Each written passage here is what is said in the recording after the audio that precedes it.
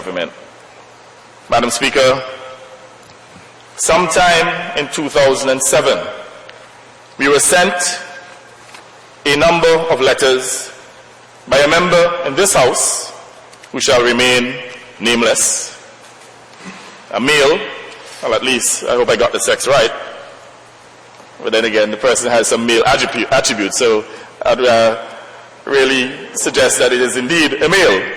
But anyway, Madam Speaker, we were sent copies of some letters that were actually sent, one to the Attorney General and one to Ambassador David Shaul, as well as a response from Sir David Shaul to the Honorable Wilmoth Daniel. And I'd like to read these letters, Madam Speaker, into the minutes of the Parliament. And these letters created fundamental concerns for us. Obviously, you'd recognize that when I read the contents of these letters, that even the Minister, Madam Speaker, of St. Philip's South had fundamental issues with the way in which certain contracts or proposals, as the letter indicated, were awarded. I think he was very concerned about the obvious breaches in the awarding of these contracts. And he was so concerned, Madam Speaker, that he did not only deal with it orally, he actually reduced his concerns in writing. Madam Speaker, I want to draw to the attention of this Honorable House a letter dated January 20th, 2006, penned by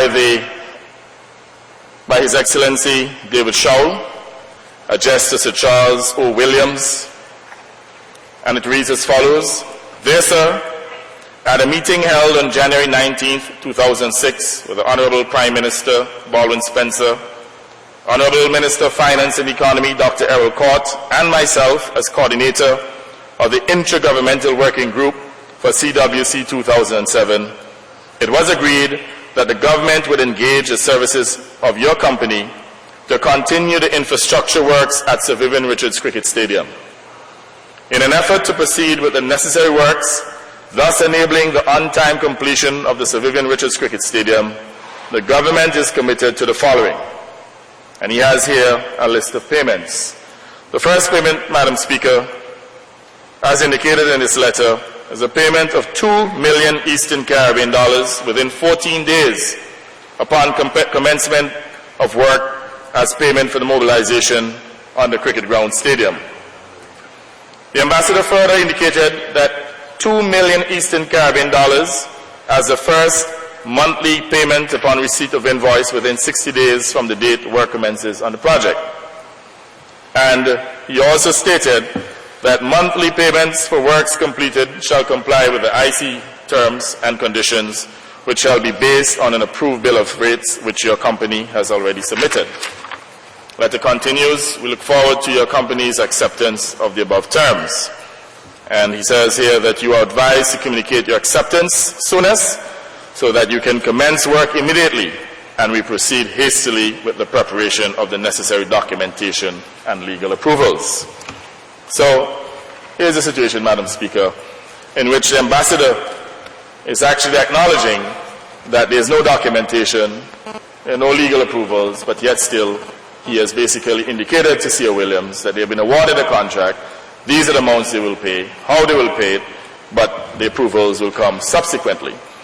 This letter, Madam Speaker, was copied to the Honorable Prime Minister, the Minister of Finance, and the Minister of Works and Communication. And I want to remind you that it's a letter dated January 20th, 2006. Almost a year after we raised the issue in this Honorable House as to what exactly the government was doing to prepare the country, to get the country in a state of readiness for Cricket World Cup 2007. Now, this letter from David Shaul was copied to the Minister, the member for St. Philip's South, who obviously became very concerned, Madam Speaker. It is very clear from this letter that the member for St. Philip's South and the entire Public Works Department was completely out of the loop. And rightfully so, Madam Speaker. The member for St. Philip's South became agitated, very concerned about the issue, and then wrote to Ambassador David Shaul on the 23rd of January 2006, questioning his authority to extend such proposals, or in other words, contract, to C.O. Williams.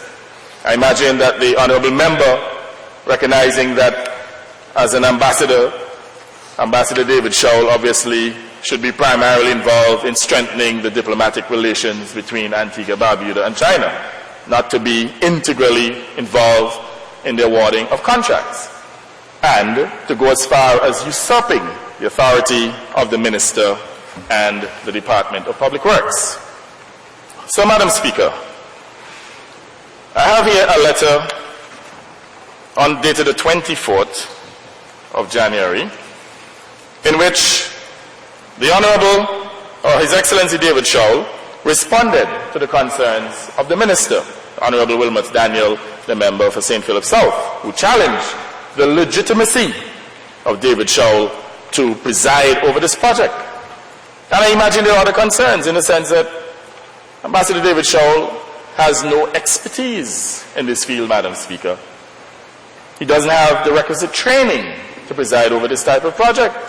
In fact, Madam Speaker, I'm told that Ambassador David Shaul does not even have a CXC.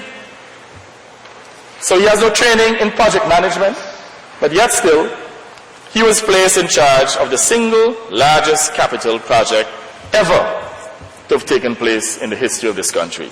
And I have no doubt, Madam Speaker, these are some of the concerns for the member for St. Philip South. Anyway, having raised the concerns, Ambassador David Shaul responded to the Minister on the 24th of January, 3 days later, Madam Speaker, and he indicated, or 4 days later, and he indicated in that letter addressed to Minister Daniel, I'm in receipt of your letter dated 23rd January 2006. I wish to advise that the proposal dated January 20th, 2006, to which your letter referred, was seen and sanctioned by the Prime Minister before dispatch, and a copy was sent to you for your information. The Embassy's register for hand-delivered mails indicated that the copy was delivered and received on your behalf by your Secretary on the above date. See specimen signature attached. Please find enclosed another copy of the proposal dated 20th January 2006, which is self-explanatory. In other words, Honorable Ambassador saying to the Minister, look, I've already gotten approval of the Prime Minister, don't waste my time. This is a situation, who are you to question me? Prime Minister has given me authority to do what I did. Now, Madam Speaker, the Honorable Member for St. Philip South did not stop there. He says he's a point man. He's really an adopted point man. He's really from Point. He's from Bolands. But in the true spirit, Madam Speaker, of a point man, the Honorable Member for St. Philip South decided, hey, I ain't stopping this. I'm not accepting this. You can't tell me as ambassador that the Prime Minister gave you the right to preside over this project when you have no expertise so to do, bypassing Public Works, the Minister, the Director of Public Works. The member over there said, no, this is not right. And you know what he did, Madam Speaker? He then, on February 2nd, 2006, and I have no doubt that he would have consulted with other colleagues, and perhaps he may have had some legal advice on this issue. And he was so concerned, Madam Speaker, that he wrote to the Attorney General of this country, the chief legal advisor to the government, expressing his concerns. And in a letter dated February 2nd, 2006, Minister Daniel wrote to the Attorney General, and the letter reads as follows. Dear Attorney General, I enclose a copy of a letter from Ambassador His Excellency David Shaul to Sir Charles Williams, CO Williams Construction Antigua Limited.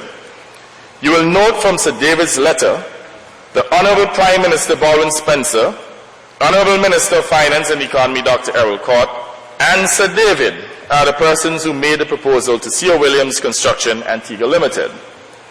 I also enclose a copy of a letter addressed to me from His Excellency, in which he describes the above letter to Sir Charles Williams as the proposal dated January 20th, 2006, which he claims